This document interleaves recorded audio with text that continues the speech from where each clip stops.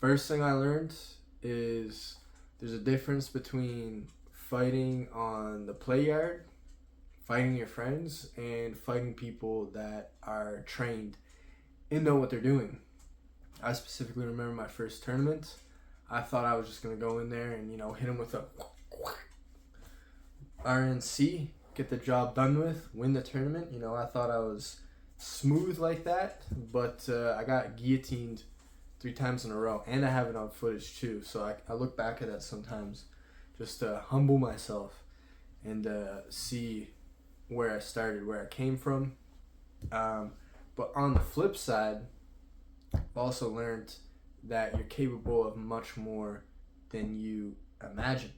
Um, a long journey going from getting guillotined 3 times to winning Ontario Open. That was probably the highlight. That was probably the biggest achievement that I've achieved thus far in the sport. And yeah, it was a great experience. It taught me that, like I said, you can achieve much more than you might realize, because that was a very last minute tournament, and it kind of just sprung upon me. It was actually somebody I was training with recommended that I sign up, and I was kind of hesitant, and then it was like a last minute sign up, and then I ended up winning, and it was kind of like a spark moment. It was like, oh wow, like if you just kind of have a little bit of courage, put yourself in a tough situation, you can do amazing things. Things might just go in your favor. And another thing too that's actually taught me, believe it or not, is to rely on God in stressful situations. I mean, anytime I'd step on the mat in a tournament, I get the shakes. I get very nervous. The night before, sometimes I find it hard to sleep, but then it kind of just grounds me a little bit and sort of helps me realize, what, not everything is in my control, and sometimes you just gotta pray to God and leave it in His hands, and whatever comes happens. Yeah, it's definitely taught me humility. There's been times where I've wanted to, where I've thought I deserved more, but things weren't going my way.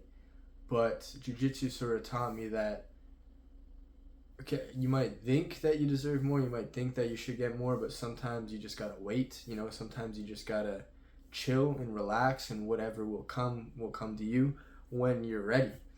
For example, it's kind of silly looking at it now, but there was a time when I was a white belt not too long ago, where I was not happy that I wasn't a blue belt yet. In my pea brain, I thought, oh, I should be a blue belt right now. Why am I not a blue belt?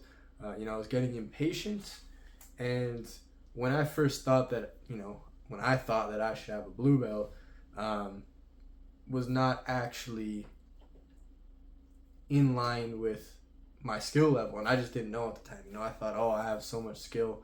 For a white belt, I should get my blue belt, but it was actually like a maturity thing, because it's like when you care too much about something like that, as foolish as that, it usually doesn't go your way, because it's like, well, you care too much about it, so you're not going to get it. So it kind of taught me to like sort of, just let go of things. Realize that, life isn't about status or how you're perceived or anything like that. It's kind of just about learning, And that's the thing about jiu-jitsu, is it's you always have something to learn. So it doesn't matter if you're a white belt, a blue belt, even a purple belt, or beyond. There's always something to learn. I can only speak from a blue belt's perspective, but as I go farther into it, I realize how little I actually know, and that's like a good thing, I guess, because it's like the competence. I don't know if you heard like the 4 competence, or like the competence circle. It's like unconscious incompetence, like you don't know you're bad and you're bad. Conscious incompetence, like you're bad, and that's when it's the worst. And then unconscious competence, so you're competence, but you have to think about everything, and then unconscious competence, where you're competent and you don't even have to think about it. So yeah. Where else to go with it? I don't know. Where else to go with it? I mean, it's good for being in shape. That too. I mean, you burn a lot of calories, so if you're just trying to, like, instead of going for a run, you know, I'd recommend training jiu-jitsu if you have the time for it, because it's much more enjoyable, and you probably burn more calories in the long run, just because, like, you're working every facet of your body at, like, an extremely high intensity for a very long time, especially if you do like open rolls and stuff.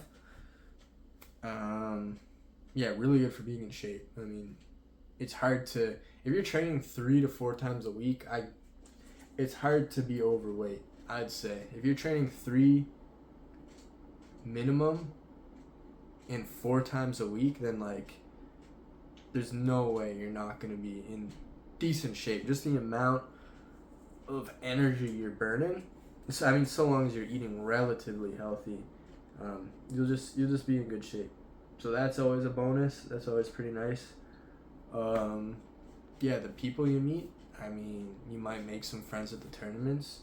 You'll most definitely make friends at the spa that you train at. So that's always nice.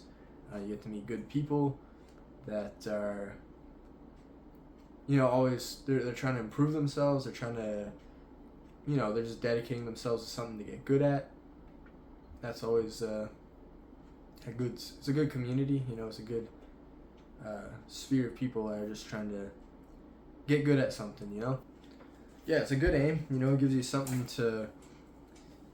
physical to sort of work towards. You know, seeing yourself progress, seeing yourself get better is always a fun thing. It's always a good sign.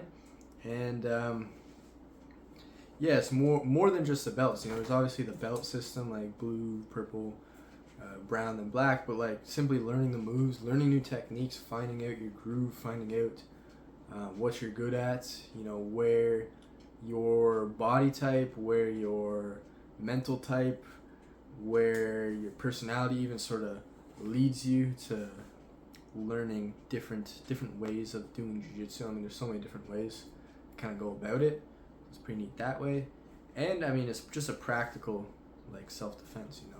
You kind of feel a little safer when you're walking around at night, you know. You do a few tournaments, you get a few wins, or you just train consistently for long enough, and then you're like, you know what? If I can hold my own against trained people, I could probably stand my ground against somebody that's drunk and causing problems on the street, you know. So that's always good. That's always a nice confidence booster there.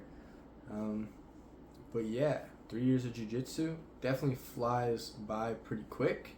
I hope to make another video after 6 years of doing jiu-jitsu. That'd be pretty nice. And yeah, I hope you enjoyed this video. Do take care, and until next time.